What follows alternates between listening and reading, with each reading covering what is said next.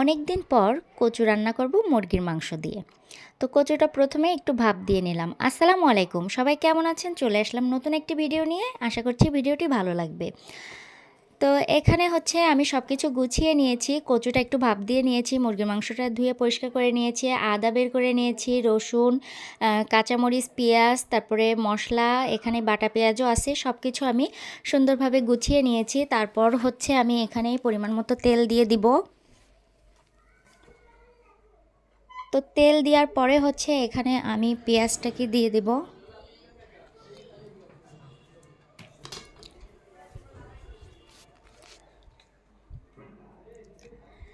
তো এখানে পেঁয়াজটা একটু ভাজা ভাজা হয়ে আসার পরে হচ্ছে আমি এখানে রসুন বাটা দিয়ে দিলাম। তো তারপরে এক এক করে আদা বাটাও দিয়ে দিব। দিয়ে আমি মশলাটাকে একটু মিশিয়ে হচ্ছে কিছুক্ষণের জন্য ভেজে তারপরে এই যে বাটা পেঁয়াজ দিয়ে দিলাম। দিয়ে এখন আমি হচ্ছে সব ধরনের মশলা অ্যাড করে দিব। তো এখানে আমি এই যে পরিমাণ মতো লবণ, ঝালের গুঁড়া, ধনিয়ার গুঁড়া, গরম মশলার গুঁড়া এবং জিরের গুঁড়া দিয়ে আমি মশলাটাকে সুন্দর করে কষিয়ে নিব। তো এখন একটু সামান্য পানি দিয়ে কিন্তু মশলাটাকে আমি কষিয়ে নিচ্ছি। যতক্ষণ উপরে তেলটা উঠে না আসবে ততক্ষণ পর্যন্ত কষাবো। তো কষানো আমার কমপ্লিট। এখন হচ্ছে আমি ধুয়ে রাখা মাংসগুলো দিয়ে দিচ্ছি। মাংসটাকে দিয়ে হচ্ছে আমি সুন্দর করে মাংসটাকে কষিয়ে নেব অনেকক্ষণ ধরে। তো যারা যারা ভিডিওটি দেখা শুরু করেছেন অবশ্যই একটা লাইক দিয়ে দেখা শুরু করবেন এবং দেখতে দেখতে কোনো অংশে ভালো লেগে থাকলে অবশ্যই কমেন্ট করে জানাবেন।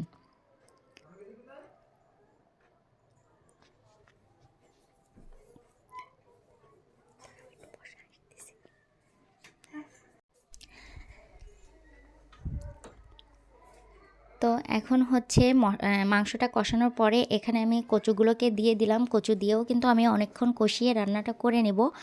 তো কচুটা কিন্তু অনেক সুন্দর, একদমই বাড়ির কচু, আমার মামা শ্বশুর দিয়েছে। তো আমি কচুটাকে হচ্ছে সুন্দর করে আমি রান্নাটা করে নিচ্ছি। আর এত মজার হয়েছিল রান্নাটা কি বলবো। তো এই যে আমি আবারও ঢাকনা দিয়ে ঢেকে কিন্তু আমি অনেকক্ষণ কষিয়ে রান্নাটা করেছি। তো এখানে হচ্ছে বোঝা যাচ্ছে না কিন্তু কালারটা এত সুন্দর আসছিল যে হচ্ছে যেহেতু মেঘলা মেঘলা রোদ্দুরের আলোয় এত সুন্দর কালারটা আসে। তো এই যে আমি এখানে কিন্তু সুন্দর করে কষিয়ে নিয়েছি। আর এ পর্যায়ে আমি পানি দিয়ে দিব। আর কচুটা একদম সামান্য ভাপেই হচ্ছে কচুটা নরম হয়ে গিয়েছে। তো এই যে পরিমাণ মতো পানি দিয়ে আমি ঢাকনা দিয়ে ঢেকে রান্নাটা করে নেব। আর সঙ্গে ছিল কিন্তু টমেটো সালাদ। তো শীতের সময় এই টমেটো সালাদটা হচ্ছে আমাদের প্রতিদিনই থাকবে, তাও আবার শুকনা মরিচ দিয়ে সুন্দর করে মাখিয়ে নেব। আর এখানে মাখাচ্ছে হচ্ছে আমার ভাগ্নি। তো এই দেখুন কত সুন্দর লাগছে এবং কতটা লোভনীয় লাগছে। তো এই যে এদিকে রান্নাটা কিন্তু প্রায় কমপ্লিট।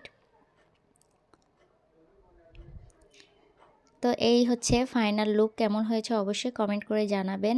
আর হচ্ছে সন্ধ্যার নাস্তায় ছিল মিষ্টি, নুডলস। তো এই আজকের ভিডিওটি এ পর্যন্তই। সবাই ভালো থাকবেন, সুস্থ থাকবেন। আল্লাহ হাফেজ। দেখা হবে অন্য কোনো ভিডিওতে অন্য কোনো সময়। সে পর্যন্ত সবাই ভালো থাকবেন। আসসালামু আলাইকুম।